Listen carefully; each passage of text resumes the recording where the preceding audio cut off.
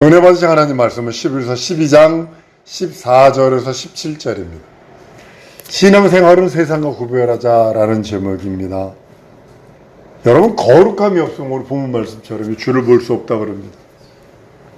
거룩함이란 그 말 속에는 구별하다, 성별하다는 뜻이 있습니다. 우리 바리새 운동이요, 바리새움 운동 사실은 되게 좋은 겁니다. 바리새 운동, 바리새라고 바리새움이라는 그 단어는 거룩하다, 성별하다 이런 뜻이거든요. 세상과 세속과 이런 것들과 구별하고 성별하다 그런 뜻인데, 그들이 인본주의로 돼서 그게 외식하니까 그게 신분이가 된 겁니다. 근데 거룩함이란 그 뜻은 구별하는 것입니다. 성별하는 것입니다. 마음이 청결하지 못하면요, 줄 뵙지 못한답니다. 오늘 두 가지 가장 중요한 걸 말해요. 거룩함과 마음이 청결한 겁니다. 마태복음 5장에 보면요, 8절입니다. 마음이 청결한 자는 복이 있나니 저희가 하나님을 볼 것이며 라고 합니다. 마음이 청결하지 못하면 주를 뵙지 못하는 겁니다. 하나님과 우리 사이에 이러한 요소들, 거룩함이 없거나 청결함이 없다면, 이것이 만약에 우리 심령이 결핍되어 있다면 우리 영혼은 흐느지게 됩니다. 그로 인해서요, 어두운 영들, 저주의 영들, 타락의 영들, 미혹의 영들이 접근해서 그 그늘진 곳에 머물게 되는 것을 보게 됩니다. 아무리요, 어둠이요, 강할지라도요, 빛 앞에는 꼼짝 못하는 겁니다. 빛이 없어지면 거긴 그 자리를 어김없이 어둠이 들어오게 되어 있어요. 마찬가지로 내 영혼이 그늘지면 그늘진 곳은 어김없이 그늘지는 곳에 거하는 영들이 거해서 원불교하게 만들어요. 원망하고 불평불만하고 교만하고 의심하게 만들어요. 그부터 시작을 합니다. 그리고요, 불순종 불신앙 불의하게 만듭니다. 그렇게 되는 겁니다. 진행이 그렇게 되는 거예요. 근데 먼저는 우리가 거룩함이 없고 청결함이 없으면, 정결함이 없으면 주를 뵙지 못합니다. 내 영혼이 그늘지게 하는 요소 중에 하나가 바로 그것입니다. 우리 심령이 거룩함을 얻지 못하면 절대로 하나님을 배울 수 없어요. 우리의 소망이 이 땅에서 명예를 얻고 부를 얻고 이 땅에서 영광을 얻고 천년만년 살려는 것이 아니기 때문에 우리는 정신을 바짝 차리지 않으면 안 됩니다. 여러분들의 인생의 종착역이 이 세상이라면 오케이. 수단과 방법을 가리지 말고 돈 보세요. 수단과 방법을 가리지 말고 명예와 부를 누리세요. 그러나 이 땅이 다가 아니라면 그렇게 살면 안 됩니다. 거룩하지 않으면 안 되고 청결하지 않으면 안 됩니다. 예수께서 예비하신 그곳, 우리 예수와 함께 그곳에 머물려고 이 땅에서 참고 견디고 믿고 의지하고 그러는 거거든요. 세상 거 포기하고 그리스도의 것을 자꾸 추구해 나가는 이유가 바로 거기 있는 겁니다.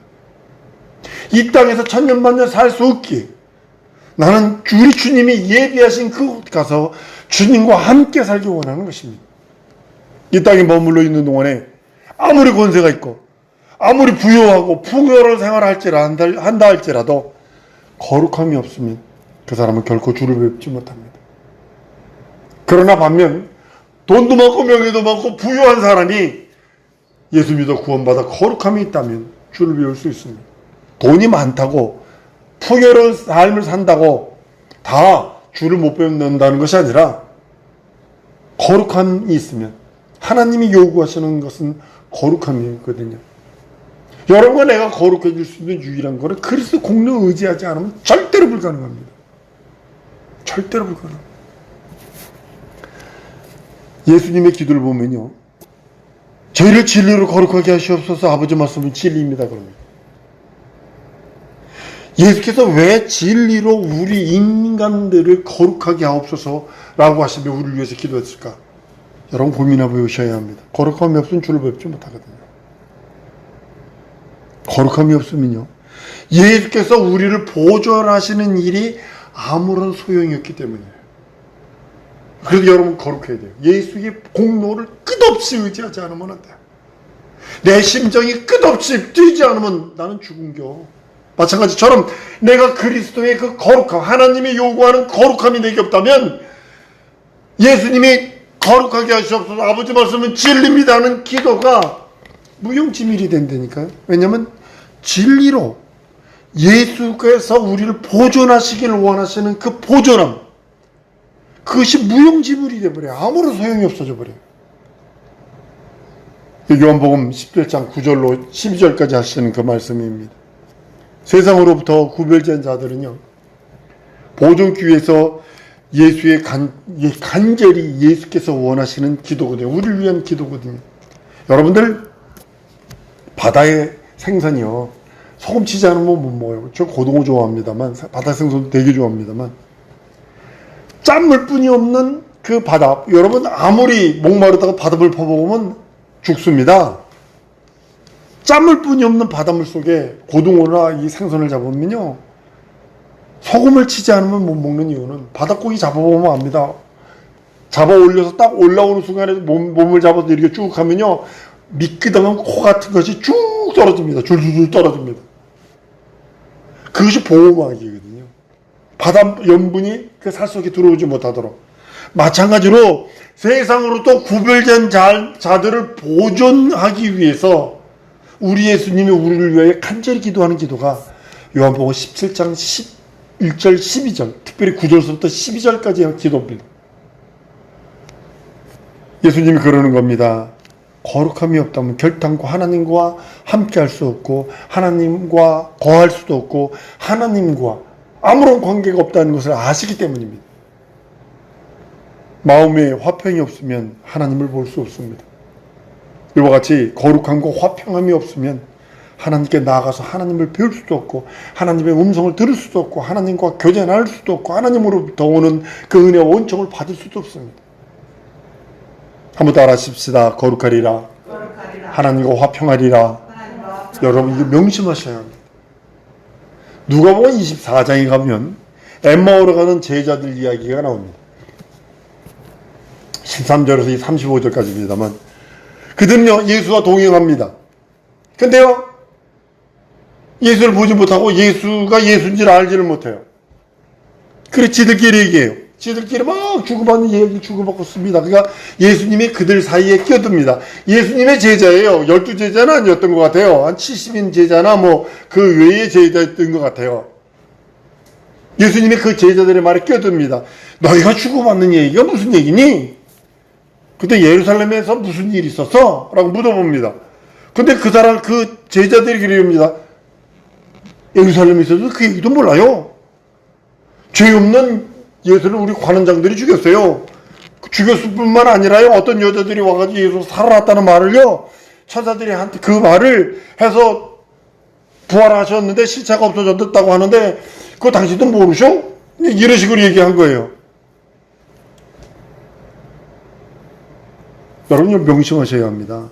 그 사건 속에서요, 그 사건이 내 입장이 될 수도 있다는 사실을 아셔야 합니다. 예수께서 그들과 같이 동행하셨지만 제자들은 예수를 예수인지를 알지 못하고 나무로 알았다는 거죠. 왜 그럴까요? 그들의 마음에 근심과 슬픔과 부정한 생각으로 가득 차 있기 때문입니다. 여러분과 나도 마음에 근심과 슬픔과 부정한 생각으로 가득 찼다면 예수가 안 보여요. 예수 말씀이 안 들려와요. 같이 대화했는데도 안 들려와요. 눈이 가려서 보이지가 않아요. 다시 한번 따라합니다. 거룩하리라. 하나님과 화평하리라. 명심하셔야 합니다. 예수께서 아무리 좋은 하늘의 소망과 큰 평강과 기쁨과 하나님이 영원한 생명을 주려 할지라도 부정적인 생각이 우리 마음에 가득 차 있다라면 죄송합니다. 예수 은혜 받을 수 없어요. 지금 비 오는 여러분 우산 쓰고 왔죠? 마찬가지. 내가 우산 쓴 것 같아. 부정적인 생각이 내 마음속에 가득 차 있어. 원불교가 가득 차 있어. 쉽게 말하면 원망하고 불평불만하고 교만하고 의심하고 내 현실과 내 상황과 내 처지를 보니까 꼬라지가 상꼬라지요. 그러니까 하나님이 주시려고 하는 큰 평안, 평강, 하늘의 소망, 기쁨을 받을 수가 없어요. 예수의 은혜를 받을 능력이 없는 거예요. 우리가 예수와 함께 하는 것은 세상과 구별된 것이거든요. 이 땅에 살고 있어요. 그렇지만 세상과 구별된 것입니다. 예수는 세상을 떠난 것이 성도를 떠난 것 아니거든요. 예수는 세상을 떠나셨어요. 근데 성도를 떠난 것이 아니라 세상과 무관한 것이지 성도와 무관한 것은 아닙니다. 그렇기 때문에 저들을 거룩하게 하옵소서. 아버지 말씀은 진리입니다라고 하며 우리가 진리로 거룩하기를 원하시는 거예요. 아니, 왜냐하면 주님과 무관하지 않고 주님과 끝없는 함께하는 릴레이션십을 갖기 원해서 그러는 겁니다. 그래도 우리를 거룩하게 하옵소서. 그렇기에 거룩하게 하시옵소서. 베드로가 무리를 걷다가 자연의 이치를 아는 어부니까 자연의 이치를 압니다. 사람은 절대로 무리를 걷지 못한다는 자연의 이치를 압니다. 그 이치를 보는 순간에 바다에 빠져버려요. 그때 예수는 베드로에게 말합니다. 믿음이 적은 자에 왜 의심하였느냐고 책망하십니다. 요거를 다른 말로 해석해 볼게요. 왜 내 신앙 안에서 자연의 이치를 버려야 하느냐. 예수의 신앙 안에서, 예수의 믿음 안에서 왜 자연의 이치를 버리려 하느냐, 이렇게 책망하는 말씀이거든요. 예수 믿는 믿음 안에서 왜 세상 것들과 짝하려 하느냐, 이렇게 말씀하고 있는 거거든요. 바람과 함께 거센 풍랑이 몰려온다 할지라도 예수만 바라보고 예수만 의지하면 구원을 받는다는 뜻입니다. 우리가 만약에 세상의 재료와 유혹의 영향을 받아서 세상 것에 동요된다면 우리는 그리스도와 함께 있는 구별된 자라 말할 수 없습니다. 성별된 자라 할 수 없어요. 예수와 함께 있어 구별된 자라면 예수와 함께 죽었으니 나도 죽고 예수와 함께 사셨으니 나도 사는 그리스도와 완전히 연합한 자의 삶이 있어야 합니다. 그 사람이 죽었는지 살았는지 아는 방법은 그 사람한테 욕해보는 겁니다. 시작 버뜩 일어나가지고 이런 다음에 그건 안 죽은 거고, 성경은 내가 그리스도와 함께 십자가 못 박혀 죽었나니 그랬는데 나를 모욕하고 나에게 해코지 하려는 자들에게 못 견디 한다는 거죠. 이 목사부터 시작해서 아직 안 죽어서 그래요. 아직 덜 죽어서 그래요. 맛있는 음식 차려놓고서 시체 앞에 차려놓다가 먹고 죽을까? 이러면 그 사람 죽은 거 아니죠. 그 뜻이 뭐냐면 우리가 침례받은 것이 그리스도와 함께 연합해서 옛사람은 죽어버리고 나의 정욕의 사람, 육신의 사람은 죽어버리고 그리스도 예수와 함께 부활합니다. 새 사람을 입었습니다 라고 고백하는 것이 침례입니다. 그리스도와 우리가 완전히 연합돼요. 우리의 가진 것을 세상이 능히 알지 못합니다. 우리가 보는 것을 세상이 능히 보지 못합니다. 세상으로부터 완전히 구별된 자가 되어지는 것이 침례입니다. 그리스도와 연합하는 것입니다. 세상은 능히 알지 못합니다. 우리가 갖고 있는 하나님의 나라 소망, 우리가 여러분과 내 손이 들려있나요? 하나님의 나라의 음성이, 하나님 나라의 그 세계가 그들에게 우리가 보여줄 수 있나요? 나는 가지고 있거든요. 나는 보고 있거든요. 우리가 근심과 걱정, 의심과 회의 이런 것들을 잔뜩 가지고 부정적인 생각으로 지배받고 있고 이런 사람은요 그리스도에 연합한 자라 할 수 없습니다. 쉽게 말하면 원불교로 가득 차 있어 내 속에. 아주 불평불만으로 가득 차 있어 내 속에. 가득 차 있어. 그리고 걱정해, 근심해, 염려해, 그리고 회의를 해. 하면서 이런 어두운 생각들은요 하나님을 볼 수 없습니다. 우리 영혼을 그것이 그늘지게 만드는 겁니다. 히브리서 12장 15절에 너희는 돌아보아 하나님의 은혜에 이르지 못하는 자가 있는가 두려워하고 또 쓴뿌리가 나서 괴롭게 하고 많은 사람이 이로 말미암아 더러움을 입을까 두려워하고. 명심하세요. 돌아보라는 거예요. 자기 자신을. 자기 입에서 무엇이 튀어나오는 걸 보라는 거예요. 자기 생각이 무슨 생각을 하고 있는지 보라는 거예요. 쓴뿌리가 난대요. 하나님의 은혜에 이르지 못하는 자가 있대. 그래서 괴롭게 하고 많은 사람으로부터 더러움을 입을까 두려워해요. 우리가 세상에 영향들을 받아 그리스도 연합할 때는요, 하나님의 은혜에 이르지 못하는 자가 된다는 것입니다. 우리가 세상의 영향들을 많이 받고 있다면 세상이 삽니다. 그런데 그 영향이 내게 물면서, 이번에 며칠이 황금 연휴잖아. 그러니까 놀러 가야지. 거기 주일 꼈거든. 무슨 예배를. 그러는 거죠. 하나님의 은혜. 이것은 변치 않는 거거든요. 그러기에 평소에 주님과 깊은 사귐이 있어요. 평소에. 어떤 사람들은요, 저를 포함한 어떤 사람들은요, 어떤 위기가 부딪히면요, 쉽게 말하면 제 발등에 불 떨어지면 하나님 뵙고 하나님의 음성 들으려고 금식하고 절하고 산기도 가고 막 그럽니다. 간절히 소망하고 막 작정까지 하면서 막 작정 헌금까지 하면서 안 하던 걸 막 합니다. 그리고 그 위기가 딱 지나가면 내가 언제 그랬어? 안 잊어버려. 성경은 이런 자를 가르쳐서 거룩한 자라 말하지 않습니다. 예수 완전히 열합한 자라 말하지 않습니다. 이런 자를 통해. 거룩이라뇨, 당초부터 구별된다는 것을 말하고 있습니다. 어려움에 처하게 될 때만 하나님과 연합하는 것이 아니라 내 현실과 상황과 처지에 곤두박질 쳐서 막 코가 석자가 아니라 5발이 빠졌어도 그때만 하나님을 찾고 하나님과 연합하는 자가 아니라 어려움이 있든 없든 평소에 하나님과 함께하는 자, 그 사람이 연합한 자입니다. 끊임없이 하나님과의 관계를 지속하는 상태가 하나님과의 연합한 자입니다. 그래서 성경은 이렇게 말합니다. 너희는 성령 임하기까지 기다리라 라는 말을 사도행전 1장 8절에 합니다. 여기서 기다린다는 말은요, 우리나라 남자들은 다 압니다.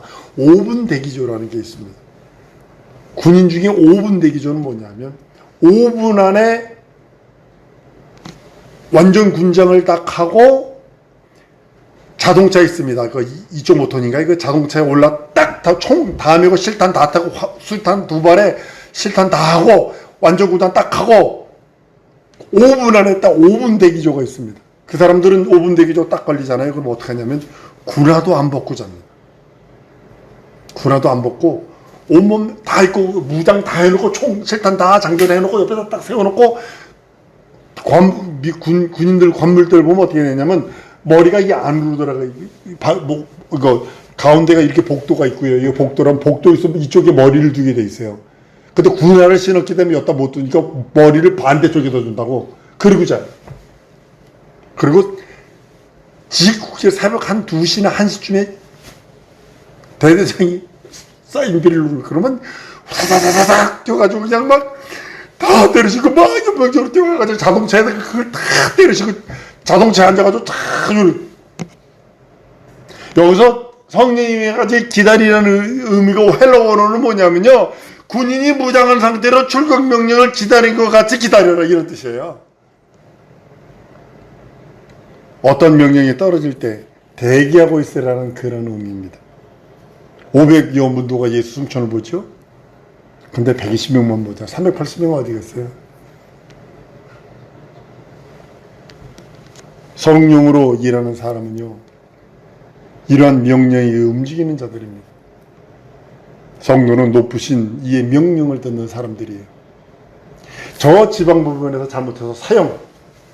그래서 이 사람은 항소를 했어. 난 무죄한데요. 그 고등 부분에서 무기. 내가 진짜로 나는 이런 일 안 했어요. 아무 일 안 했다고요. 대법원으로 가서 무죄. 마치 이거예요. 가장 높은 명령, 하나님의 명령, 예수의 명령이 가장 높은 명령이기에 우리는 거기에 순종하는 자들이지 저 밑에 있는 아래 것들과 그것에 움직이는 자들이 아닙니다. 우리를 지배하는 명령, 우리의 감정이나 지식에 매인 그 어떤 인간의 철학적인 그 학문 같은 그런 수준의 그런 것이 아니라 높은 이의 명령. 한번 따라합니다. 높은 이의 명령에 순종하리라. 높은 이의 명령에 순종하리라. 그것이 우리 하나님이세요. 우리 하나님이세요. 지금은 우리나라의 높은 이가 대통령이죠.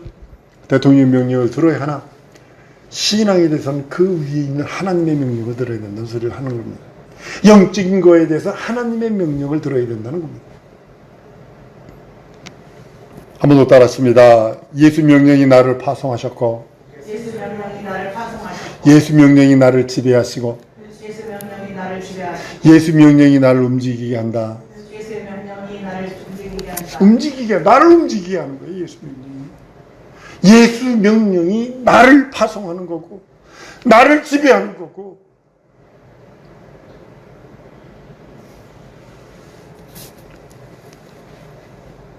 성도와 신자를 성경은 구분하고 있어요.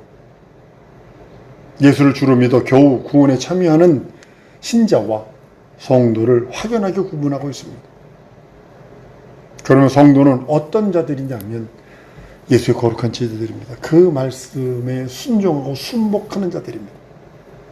예수의 가르침을 받습니다. 그리고 그분의 지배를 받습니다. 그리고 그분의 쓰임받는 거룩한 제자들입니다. 하나님의 부르심을 받은 거룩한 종들로 나는 우리 성도들이 살아내리길 원해요. 다른 거 이 세상에서 살아가는데요. 이 세상에서 물질도 필요하고 다 필요합니다. 있는 것, 세상 사람들이 있는 거 다 필요합니다. 그런데 나는 하나님의 그 쓰임을 받길 원합니다. 하나님의 부르심을 받은 거룩한 종들은요, 세상에 거합니다. 여러분과 나 세상에 거합니다. 그렇지만 세상에 속하지 않았어요. 전혀 하늘의 것으로 산다. 한번 따라합니다. 하늘의 것으로 산다. 예, 세상에 거하지만 세상에 속하지 아니하고 하늘의 것으로 사는 거예요.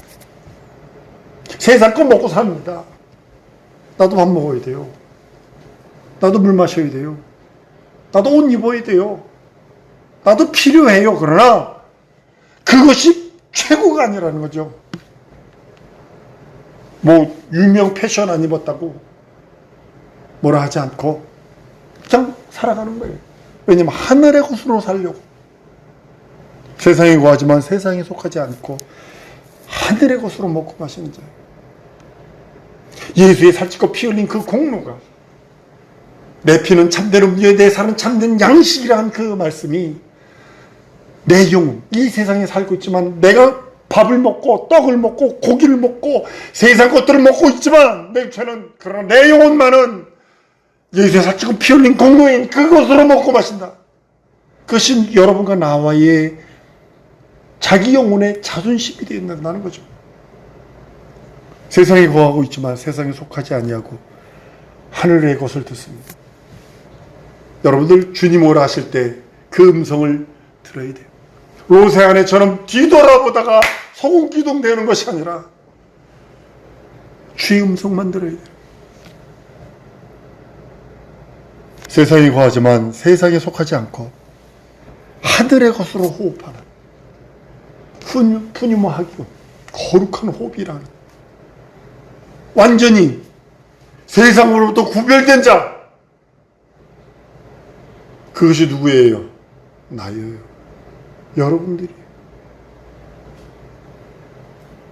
세상과 구별된 자, 이 땅에 거합니다. 세상에 거하나? 한번 따라 하십시다. 세상에 거하지만 나는 세상에 속하지 않았다. 명심하세요. 명심하세요. 이거 놓치면 다 놓치는 거예요. 이거 없으면 다 없는 거예요. 왜냐하면 영생이 파괴되는 거죠. 말씀 생각하며 기도하는 시간 갖기 원합니다. 나 성령 충만 주세요.